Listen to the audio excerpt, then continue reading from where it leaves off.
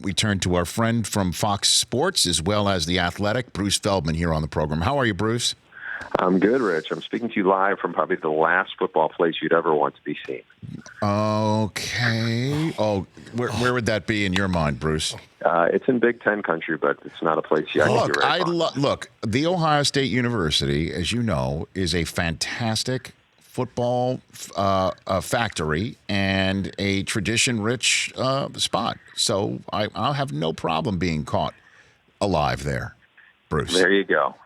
So you've got the Ohio State game against Nebraska this week. That's your game?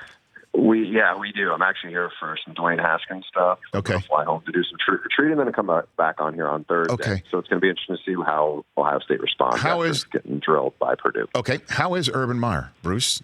How did you find him? It's a good question. It is a good question. You know, yesterday at media availability, he was asked a bunch of times about his health and his future here, and honestly, it's a topic I think we're going to hear more of. It's not going away. Just about his health issues. He's battled his cyst in his head, and that has been something that we did a game 3 weeks ago here against Indiana, and he needed a little medical attention for a little bit. He said he was fine, but I think that's been kind of a subplot to this season as he's dealing with a lot of stress, and obviously the start of this year with all the mess from the Zach Smith scandal and his 3-game suspension. I think that's only added to it. And then when they got blown out on the road by Purdue, I think a lot of people are looking at it saying, what's going on there? Is he gonna be the head coach here next year? And I think that the health piece of this is we don't know a ton.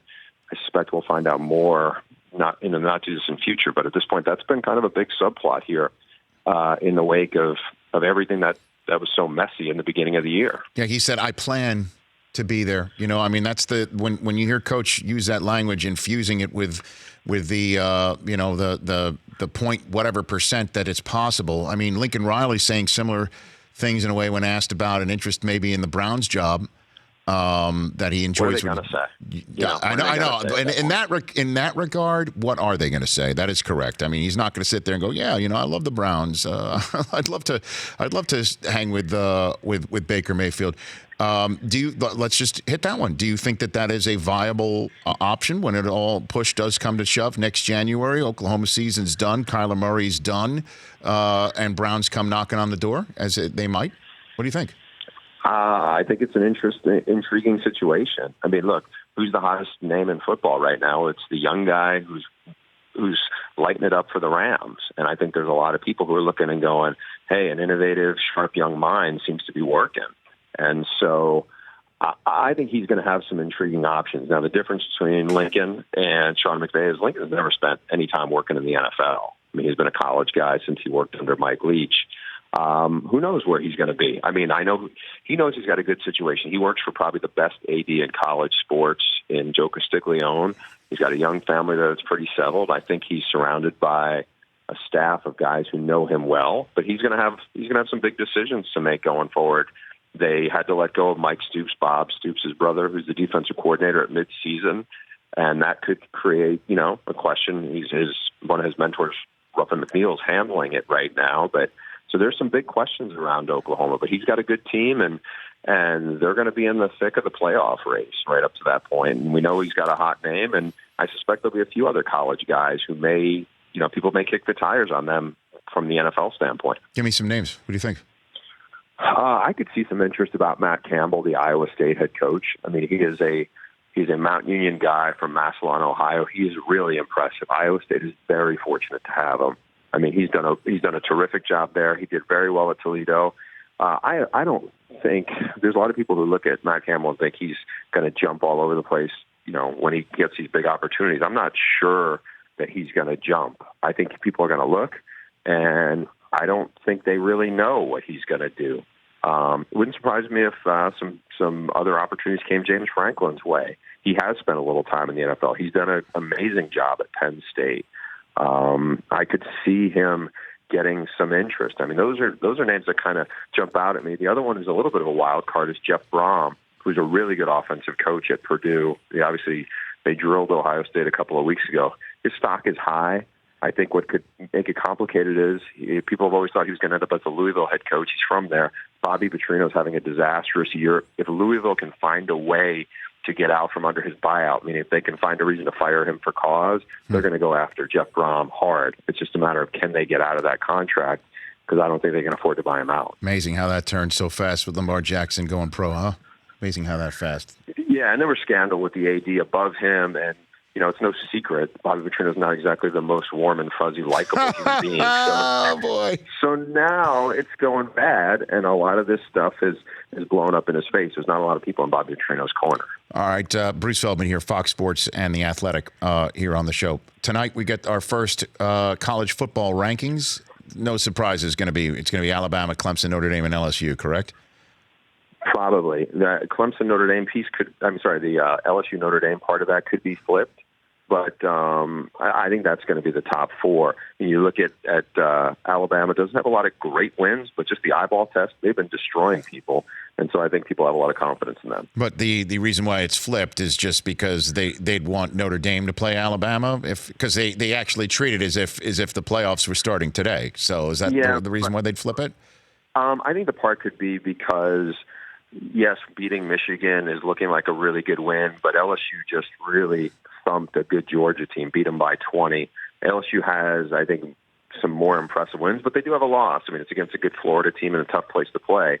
But you look at it, they whipped Mississippi State, who I think will be somewhere in the top 25.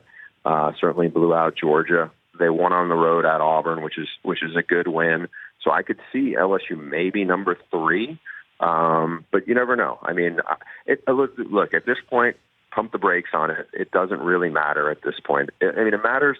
I think what matters probably the most for it is it gives you a picture on what they think of UCF, because every year the playoff committee makeup changes. So it's hard to read too much into what they think from year to year, what they really value. But I think for the people looking at it going, well, UCF's won 20 in a row and Scott Frost did a really good job. I mean, the reality is their schedule has been putrid so far. And the committee usually, the one thing that's been kind of consistent with them, or at least the most consistent factor, is if you haven't really played anybody, even if you have a 0 in the loss column, they may not be inclined to treat you so well. And it's just their schedule to this point is not good. And I could see them not being in the top 12 at this point. Now, Bruce, what I'm about to say, I realize comes from the realm in our business as a hot take. Okay, I understand it, but I'm going to posit to you what I posited to Joel Klatt on this program last week, because the conference championship games, I think, are useless. And I think Alabama proved it last year, where they didn't even play in theirs and then won it all. So why wouldn't it behoove Alabama to lose to LSU this weekend at LSU in a close one, just to avoid having to play the conference championship game? Let LSU try and beat Georgia, and then sit back and make the Final Four anyway, because they're going to win out. If let's say they win out, I know this is supposing a lot, but why wouldn't it benefit Alabama to do that and have that happen? I mean, in theory, it probably would. Other than the fact that what does a loss do for the confidence of some of these younger players? Because we're talking about, it's not just Tua, it's Quinnen Williams and Deontay Thompson. They've had young stars emerge in a big way. I think Nick Saban would be able to handle the young confidence. I think he's looking for these guys to get batted around themselves. Now, obviously, he doesn't want to lose, but he wants to avoid the rat poison, to use his phrase. So let him get humbled. And there is no way that the committee, no matter how much they might hand-wring over schedule, there is no way a one-loss Alabama losing at LSU as their only loss gets held out of the Final Four. I don't think there's anything on this green earth, especially if Tua's got that trophy in the case. I don't think that at all is going to happen. No, I think you're right. I mean, I think you're right. I don't think Nick Saban wants to do that, but I think you're right. Look, there's probably a realistic shot that if LSU loses close, and keep in mind, they're going to be missing the best linebacker in college football for the first half, Devin White.